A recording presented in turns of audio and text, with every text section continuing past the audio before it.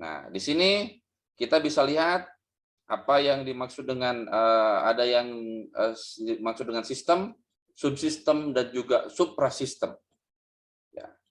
Sistem bukanlah sesuatu yang berdiri sendiri, ya, namun berada dalam lingkungan yang sudah memiliki sistem lainnya.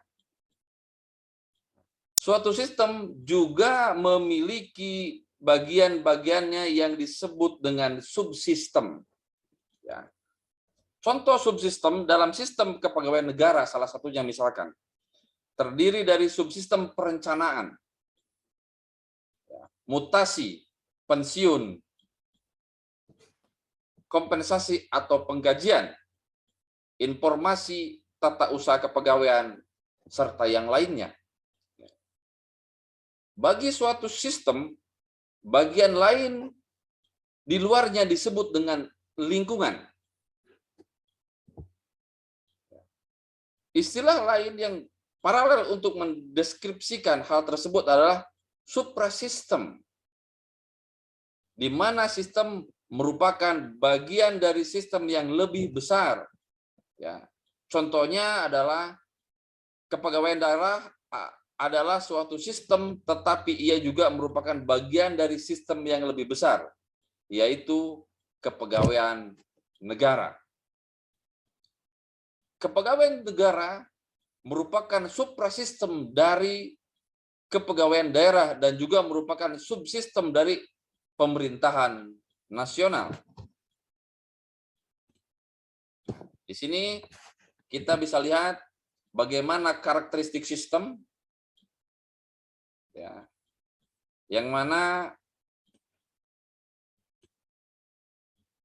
terdiri dari komponen, batasan, lingkungan, ya, interface, input, output, proses, dan sasaran.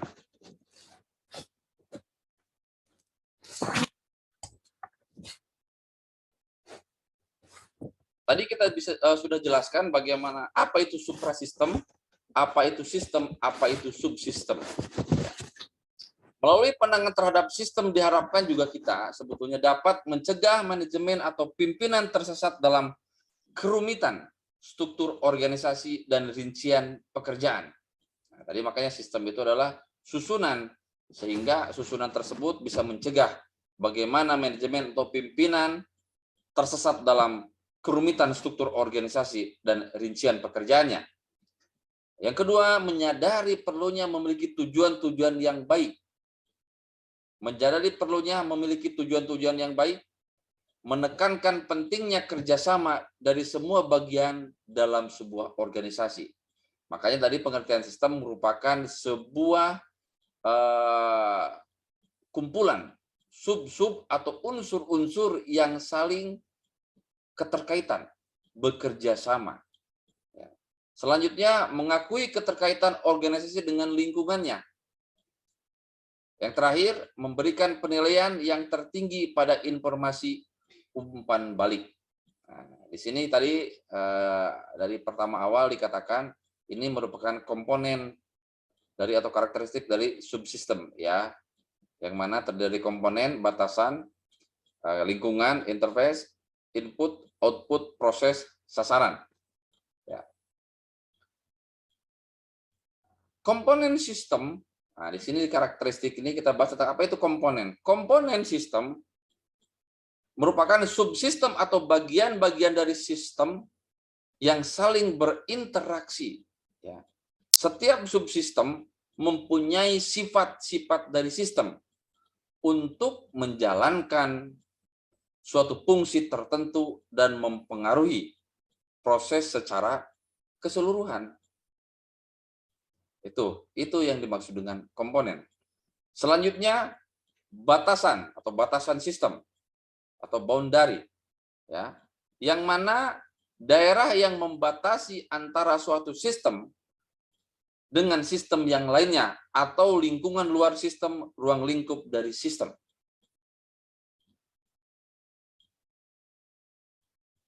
Selanjutnya juga ada lingkungan luar, ya, lingkungan luar sistem, merupakan apapun di luar sistem batasan sistem yang mempengaruhi operasi sistem dapat menguntungkan ataupun juga dapat merugikan. Selanjutnya penghubung atau interface nih ya di sini bisa kan merupakan suatu media penghubung antara subsistem yang memungkinkan mengalirnya sumber-sumber daya. Selanjutnya karakteristik sistem selanjutnya yaitu input. Ya, input. Yaitu energi yang dimasukkan dalam sistem. Juga dapat berupa perawatan dan juga sinyal. Selanjutnya output atau keluaran sistem.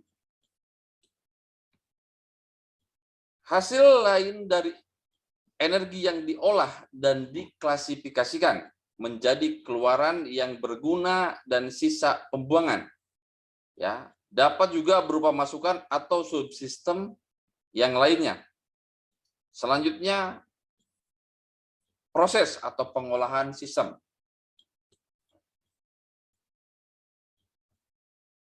Suatu bagian yang akan mengubah masukan menjadi keluaran. Selanjutnya yaitu sasaran sistem, ya, yang mana merupakan suatu sistem yang mempunyai tujuan atau sasaran yang sangat menentukan masukan yang dibutuhkan sistem dan keluaran yang menghasilkan sistem.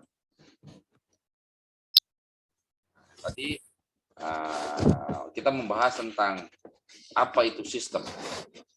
Sekarang kita melanjutkan tentang pengertian pemerintah dan pemerintahan.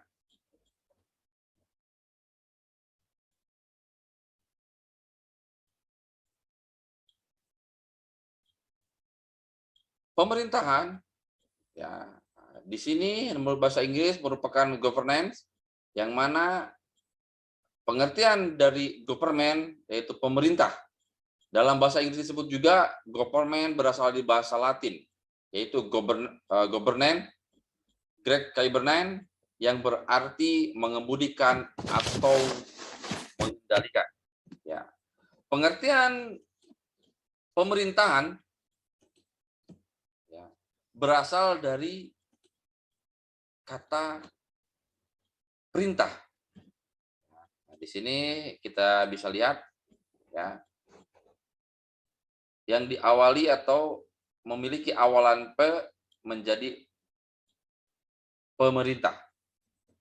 Selanjutnya pemerintah diakhiri atau mendapatkan akhiran an menjadi pemerintahan.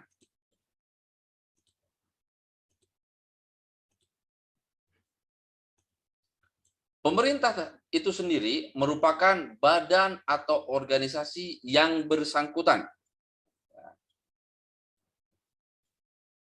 Pemerintahan itu sendiri berarti perihal atau hal ihwal pemerintahan itu sendiri. Ini bisa kita baca dalam bukunya Ramlan Surbakti.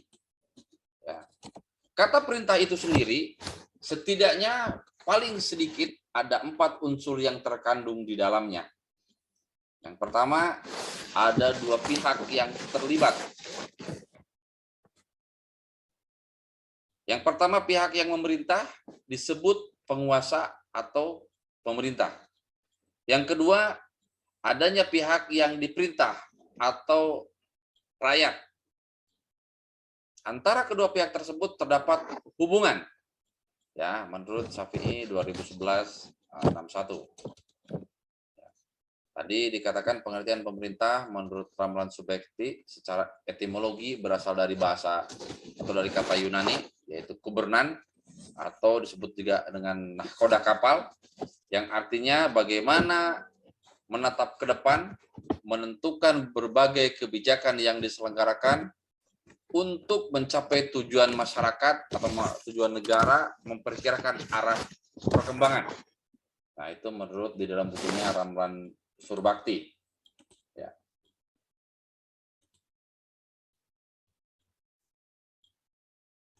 Adapun pengertian pemerintahan menurut para ahli, menurut W.S. Saire, pemerintah dalam definisi terbaiknya adalah sebagai organisasi dari negara yang memperlihatkan dan menjalankan kekuasaannya. Menurut Talijiduhu Andraha, pemerintah sebagai badan yang memproses pemenuhan kebutuhan manusia sebagai konsumen produk-produk pemerintahan akan pelayanan publik dan sipil. Ya, pemerintah atau government lahir dari delegasi kekuasaan oleh rakyat.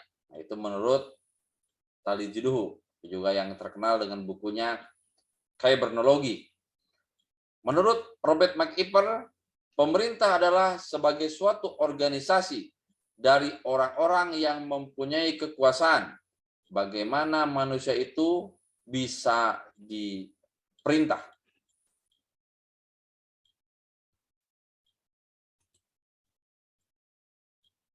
Sedangkan pengertian pemerintahan menurut para ahli, ya, menurut Rosenau mengatakan bahwa pemerintahan adalah ilmu yang menggeluti studi tentang penunjukan cara kerja ke dalam dan keluar struktur dan proses pemerintahan umum.